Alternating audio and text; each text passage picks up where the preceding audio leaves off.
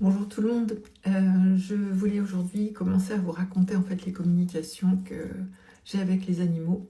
Et il y en a une principalement qui s'est imposée à moi aujourd'hui, c'est celle que j'ai vécue hier avec un petit chien qui s'appelle Laïma. Euh, et Laïma, c'est un chien que je connaissais pour l'avoir soigné il y a à peu près 6 mois d'un diabète. C'est un chien qui était malade parce que son maître était malade. Donc c'était le miroir. En fait, quand je les voyais tous les deux, le chien était le miroir du maître et vice-versa. Donc il y a quelques jours de ça, dans la nuit de mardi à mercredi, j'ai été réveillée par un chien qui aboyait. J'ai pas percuté tout de suite ce que ça pouvait être. En tout cas, c'était pas les miens. Et il n'y en a pas dans le voisinage, donc ça ne pouvait pas être un chien de l'extérieur. Et puis c'est revenu la nuit de mercredi à jeudi, la nuit de jeudi à vendredi, sachant qu'en fait, dans la journée de mercredi, j'ai appris que Laïma avait eu un accident avec une voiture et qu'elle était décédée. Et d'un seul coup, voilà, ça a percuté. Je me suis dit, c'est Laïma qui vient. Et effectivement, comme vous le savez, en fait, les animaux, les humains utilisent les canaux qui sont ouverts pour pouvoir venir communiquer avec le terrestre. Et c'est comme ça que Laïma, me connaissant, puisque je m'étais occupée d'elle, est venue. Et est venue en fait frapper à ma porte. Bon, à part qu'à 3 heures du matin, c'est quelquefois un peu compliqué de descendre dans le bureau et de faire une communication avec l'animal concerné. Donc j'ai pris le temps hier de m'occuper d'elle. Et effectivement, donc j'ai d'abord vérifié que c'était bien elle. J'ai su que son humain était désespéré puisque le lien était vraiment très fort. Donc voilà comment ça a commencé, je voulais vous raconter. Donc elle a commencé par enfin, quand je me suis connectée à elle, elle était pleine d'impatience, elle trépignait sur place et elle me dit tu en as mis du temps à comprendre. Donc je me suis excusée auprès d'elle de ne pas avoir compris tout de suite. Pourtant je savais bien qu'il fallait que j'écrive à son humain quelques jours avant, je ne savais pas pourquoi, mais bon du coup j'ai compris. J'aurais dû comprendre en fait qu'il s'était passé quelque chose. Elle était très très en colère et je lui ai expliqué que ça servait plus à rien, au contraire parce que ça allait l'empêcher de rentrer en communication avec son humain et de rester auprès de lui. Donc c'est comme si elle m'apparaissait à ce moment-là dans un nuage de fumée noire. Je voyais bien Laïma, mais je la voyais, mais vous savez, comme de la vapeur noire autour d'elle. Donc c'était pas bon signe, ça veut dire qu'elle était cramponnée ici et qu'elle ne voulait pas quitter en fait. Elle ne voulait pas partir, elle ne voulait pas quitter sa famille. Et qu'il était important voilà, de lui dire qu'il y avait de l'espoir, qu'il fallait qu'elle continue sa route, qu'on ne pouvait plus rien changer. Donc c'est ce que j'ai fait. Je lui ai proposé à ce moment-là du coup de l'emmener là où elle avait envie d'être de son vivant pour essayer de calmer sa douleur et sa colère.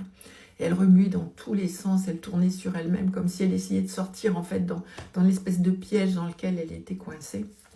Elle était super énervée. Je lui ai dit Laïma, calme-toi. On ne changera plus rien à la situation, mais on peut écrire une belle suite à cette histoire. Ça n'est pas fini, mais ça va vraiment dépendre de toi. Donc elle m'a regardée dans les yeux, elle m'a dit, tu crois, je peux réparer? Et je lui ai répondu, il n'y a rien de cassé, Laïma, c'est juste un concours de circonstances. C'est ainsi, c'est fait, il y a un autre chemin qui s'ouvre à toi, et il faut que tu l'acceptes pour pouvoir le prendre. J'ai beaucoup de choses à te dire, à t'expliquer, emmène-moi là où tu veux aller. Et vraiment, dans la seconde qui a suivi, on s'est retrouvés toutes les deux dans une chambre. La fenêtre, elle était ouverte, il faisait très clair, il y avait beaucoup de lumière, de soleil, un voilage qui bougeait, vous savez, légèrement avec l'air comme ça. Elle est montée sur le lit qui était dans la chambre, elle s'est couchée, et puis elle a mis sa tête entre ses pattes comme ça. Elle m'a regardée tristement et elle m'a dit « C'est le lit de mon humain, mais rien ne sera plus jamais comme avant ». Elle a fermé les yeux et elle a continué. Je veux revenir ici, je veux sentir son odeur, je veux me coller à lui, je veux mettre ma tête sur ses genoux. Je lui ai expliqué que ça sera plus possible de cette façon-là, pas comme elle l'exprimait, mais que dès qu'elle serait sortie de cette colère, de cette obscurité, et qu'elle aurait rejoint la lumière, elle pourra se rapprocher de son humain et lui envoyer plein de petits signes de son existence auprès de lui. Je lui ai dit que donc mon amie énergéticienne qui m'avait fait rencontrer cette famille et Laïma quelques mois avant pour que je m'occupe d'elle, On allait toutes les deux essayer de rétablir ce lien qui en fait n'avait jamais été brisé. Je lui ai dit alors dis-moi comment tu voudrais manifester ta présence auprès de ton humain, et elle m'a montré sans hésiter des plumes et des cœurs qui tombaient. Alors c'est amusant parce que je ne l'ai pas fait exprès, mais j'avais mis ce pull là aujourd'hui pour vous faire cette vidéo. Et elle a ajouté, tu vois, ce qui me fait le plus mal, c'est que mon humain culpabilise et ce n'est pas de sa faute.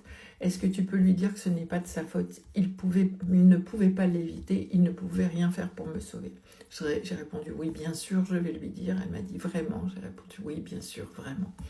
Elle s'est détendue, elle s'est couchée sur le côté, puis sur le dos, puis à ce moment-là, elle m'a dit, frotte mon ventre comme la première fois. Et là, c'est incroyable, mais après vérification, en fait, la première fois qu'on s'est rencontrés avec Laïma, quand je me suis occupée d'elle, elle me montrait son ventre et je lui frottais le ventre. Et effectivement, c'est ce qui est revenu.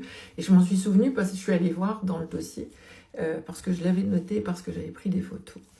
Donc c'était vraiment incroyable. Et je me suis approchée d'elle, je lui ai caressé le ventre de ce fait-là. Ses yeux se sont fermés doucement, elle s'est apaisée, j'ai senti les battements de son cœur ralentir, revenir à la normale. Comme si en fait la colère s'en allait et elle s'estompait. Puis elle a ouvert les yeux, elle m'a dit...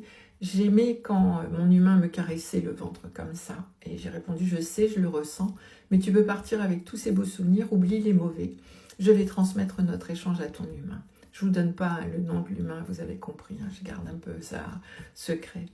Elle a ajouté, ne lui fais surtout pas de peine. J'ai répondu, non, bien sûr, c'est plutôt fait pour le rassurer, lui confirmer que tu es juste là, de l'autre côté du voile, et que tu lui enverras des signes si tu me promets d'aller vers la lumière. Et Laïma m'a dit à ce moment-là, je veux bien si cela me permet de revenir voir mon humain quand j'en ai envie et de me blottir contre lui. Je lui promets que oui. Elle a ajouté, j'aime bien cette maison. Je précise qu'elle a plein de choses à accomplir pour qu'elle ne reste pas coincée là, qu'elle ne reste pas dans cette maison, mais qu'elle aura toujours ce lien inégalable avec sa famille et surtout avec son humain. Elle me dit, je viendrai lui rendre visite, alors le lécher derrière les oreilles. Je lui ai dit, d'accord, tu pourras. Il te sentira, mais il faut que tu partes vers la lumière pour pouvoir faire cela.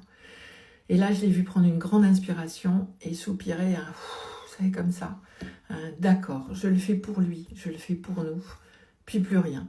Puis elle est partie. La chambre dans laquelle on était, elle était vide. Je me suis retrouvée d'un coup projetée en arrière dans mon bureau. J'avais les yeux pleins de larmes, je vous assure. Hein, c'était très, très émouvant. Mais avec la certitude, en fait, qu'elle a accepté ce passage pour pouvoir mieux revenir. Je pensais que la communication, elle était terminée à ce moment-là. Et là, j'ai vu son museau réapparaître avec un superbe message qui était « Amour toujours, c'est pour l'éternité ». Je sais que maintenant, elle est réparée, elle est apaisée, elle est légère. Ce message, il a été transmis ce matin à son humain, à sa famille. Je sais que ça va les apaiser parce que c'est en fait l'effet que ça a à chaque fois. Et c'est magique quand on peut être le messager de ces histoires et qu'on peut transmettre tout cela donc à la famille qui est là et qui ne sait pas ce qui se passe après. Et là, je sais que Laïma reviendra faire des clins d'œil régulièrement à son humain. Elle viendra lui montrer des cœurs et des plumes plus qu'il n'en faut pour lui dire qu'elle l'aime et que c'est pour toujours. Voilà, je voulais vous raconter cette histoire parce que c'est, en tout cas pour moi, c'est magique. Et écoutez, je vous en raconterai d'autres. Il y en a d'autres. J'en ai d'autres tout aussi touchantes et ça arrive régulièrement. Donc si jamais vous avez perdu un animal malheureusement et que vous voulez savoir comment ça se passe pour lui, comment ça s'est passé pour lui après, eh bien je suis là pour être la messagère, votre messagère. Je vous souhaite une belle fin de journée et puis à très bientôt.